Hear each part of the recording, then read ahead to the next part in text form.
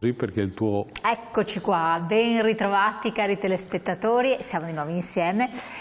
L'appuntamento con lo CGIL per parlare questa volta veramente di pensioni, quindi accontentiamo coloro che ci hanno detto ma insomma le pensioni ne parlate sì o no? Sì, lo facciamo con Massimo Cestaro, segretario dello CGIL del Veneto, riprendiamo quindi il filo. Saluto a tutti. Per le situazioni in essere e per le prospettive, quindi prospettive, vediamo perché leggendo varie voci sembra che non ce ne siano proprio tantissime, ma se ci direte voi come siamo messi. I nostri telespettatori vogliono avere un po' il punto della situazione, quello sì, perché temono che purtroppo non ci siano veramente delle opportunità di rinnovo, di certe opportunità, insomma.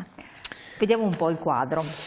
Beh, intanto a luglio sono state erogate le 14esime solamente per alcuni pensionati, quelli che hanno oltre 64 anni di età e diciamo pensioni che si fanno da 1 a 2 volte il minimo, quindi diciamo stiamo parlando ancora di una platea molto ridotta, tant'è che una delle proposte che abbiamo avanzato ai vari governi che negli anni si sono succeduti è quello di ampliare la platea degli aventi diritto. Questo perché? Perché, magari lo vediamo un attimo dopo, il meccanismo della perequazione, che è quel sistema per cui le pensioni vengono adeguate all'inflazione, non sempre funziona, nel senso che tanti pensionati, per scelte che hanno fatto i governi, non hanno gli adeguamenti rispetto all'inflazione.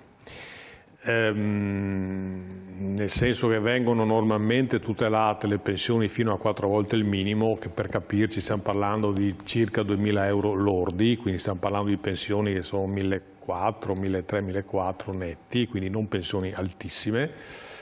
Quelle normalmente vengono tutelate col 100% rispetto all'aumento del costo della vita, mentre le pensioni eccedenti questa cifra vengono aumentate ma non in misura proporzionale, cioè nel senso l'incremento è ridotto del 30%, 40%, 50%, 70% certo, man mano che cresce la pensione, ma magari, ripeto, lo vediamo dopo. Quindi adesso le pensioni, qui c'è una slide che abbiamo visto, non so se è possibile. Sì, esatto. Questa è la 14esima, la rimettiamo in onda. Sì, il quadro Veneto.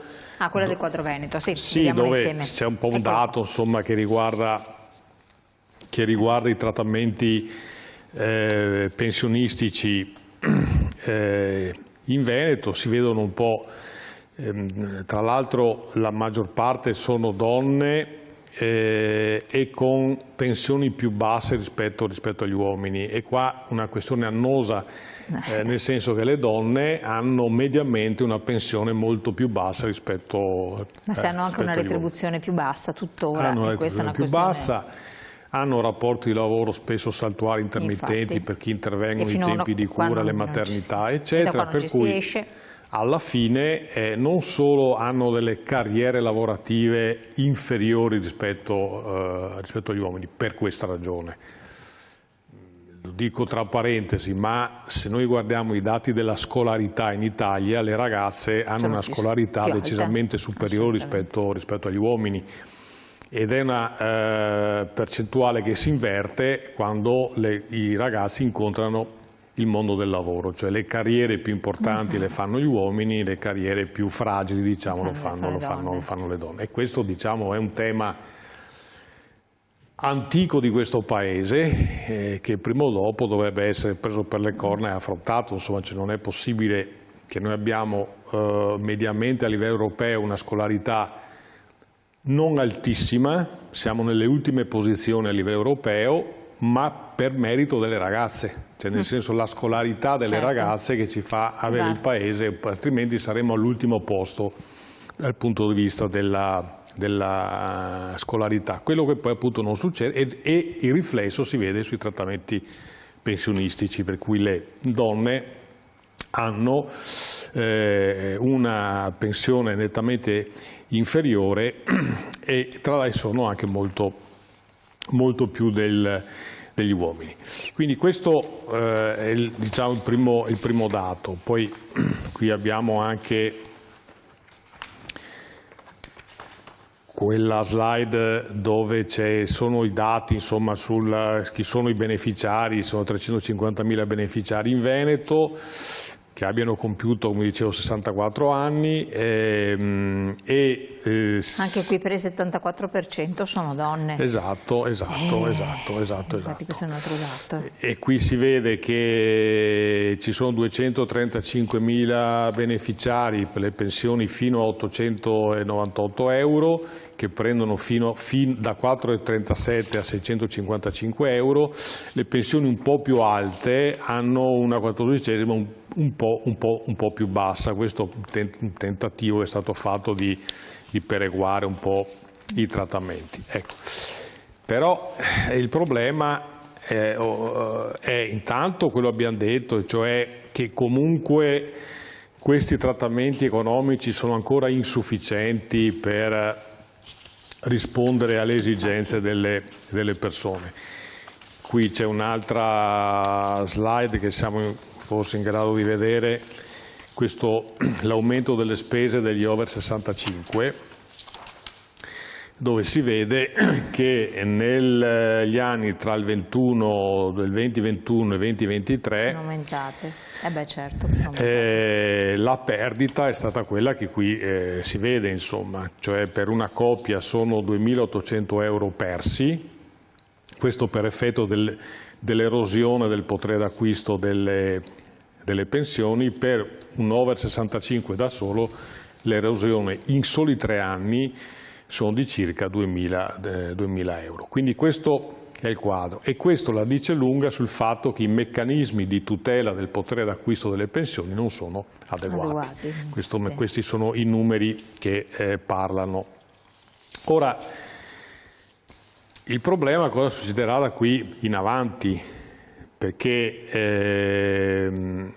allora, intanto noi abbiamo una inflazione che è significativamente rientrata rispetto agli anni scorsi, nel senso che gli anni scorsi eravamo tra il 7,5 e l'8% di inflazione, quella definita dal governo, poi in realtà su rilevazioni nostre la spesa, diciamo l'inflazione del carrello della spesa è arrivato anche al 12%. Mentre per il 2025 dovremmo attestarci su un'inflazione molto più bassa, attorno all'1,5%. Anche se adesso comunque l'inflazione è tenuta alta purtroppo da tutto il settore turistico, che coinvolge anche le spese in parte ordinarie, per cui esatto.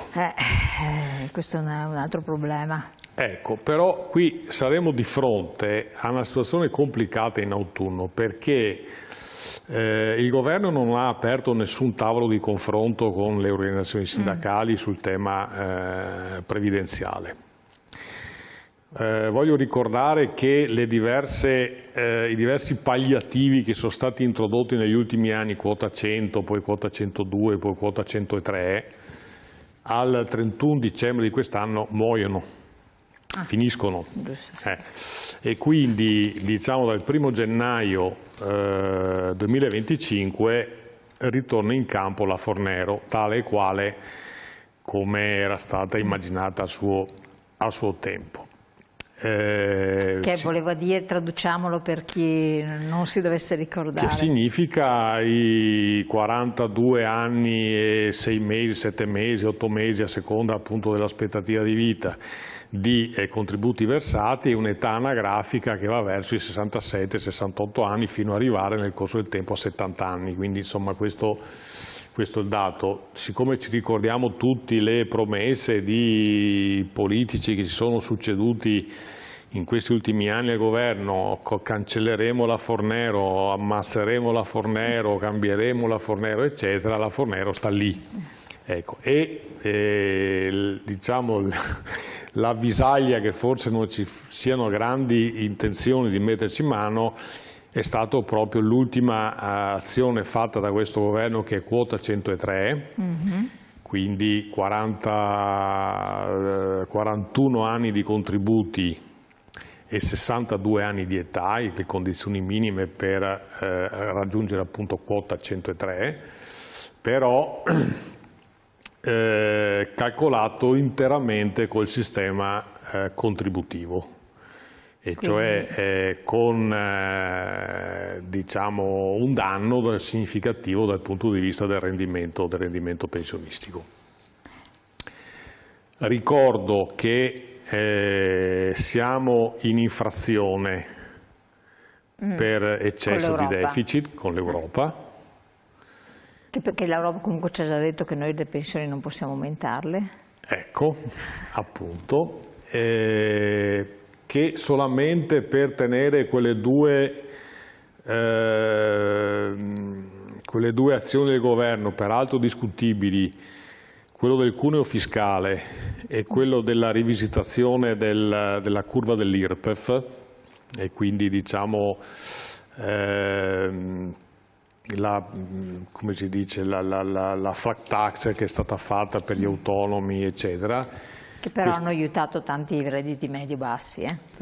Anche il taglio dell'IRPEF ha dato una mano a moltissime famiglie che erano a livelli bassi e se lo ripristinano, mettono in crisi, in subbuglio tutto. Sì, sotto i livelli bassi ce l'hanno anche i lavoratori dipendenti, non solamente gli autonomi. Allora... No, ma non hanno fatto il taglio del cuneo anche i lavoratori dipendenti? Sì, esatto, però questa roba qua insieme cuba quasi 15 miliardi. Allora... Un attimo che leggo un messaggio, leggo da più parti che il 2023 e il 2024 sarebbero anni buoni per andare in pensione anticipata, in quanto i coefficienti di trasformazione sono convenienti, cosa che forse non sarà per il 2025. Mi conviene andare anticipatamente o meglio restare al lavoro? Ora bisogna capire... bisogna che il signore che ci ascolta, come lui e anche tanti altri, che ci pongono queste domande direttamente, va col suo codice fiscale, prende appuntamento alla sede dello SPCGL e gli fanno il quadro completo, perché ci sono tanti piccoli risvolti che non si può rispondere così, perché ognuno ha il proprio, cioè l'algoritmo copre la propria posizione individuale, anche il giorno in cui hanno incominciato a lavorare o la sospensione, il riscatto militare se è un uomo anziché della laurea, eccetera. Per cui io invito a prendere un appuntamento, facciamo vedere, eccolo qua, bravissimo, dalla regia. Ci hanno messo tutti i numeri telefonici per prendere l'appuntamento o la mail delle sedi, e quindi invitiamo a mettersi a contatto. Prego, c'è stato. No, grazie. No, è chiaro che insomma capisco che i telespettatori facciano delle domande, però le variabili sono talmente tante. Sì. No, bisogna fare dei calcoli precisi, voi avete la struttura. Bisogna fare i calcoli precisi, poi appunto se uno è lavoratore pubblico, lavoratore del settore privato, insomma, diciamo che ce n'è per tutti i gusti, ecco. Però dicevo, sono circa 15 miliardi queste due manovre che sono state fatte, e ripeto, un po' discutibili per alcuni versi, che non significa, diciamo, non aver presente che fasce deboli vanno in qualche modo sostenute. Però noi pensiamo ci siano altre strade, ma comunque insomma casomai ne parleremo un po' più avanti. Il punto è che diciamo, le pensioni medie sono state tartassate negli ultimi anni, cioè, il potere d'acquisto non è stato adeguato al 100%. Per capirci... Ecco, come vorrei che lo spiegasse bene, che i nostri telespettatori ci seguono con calma.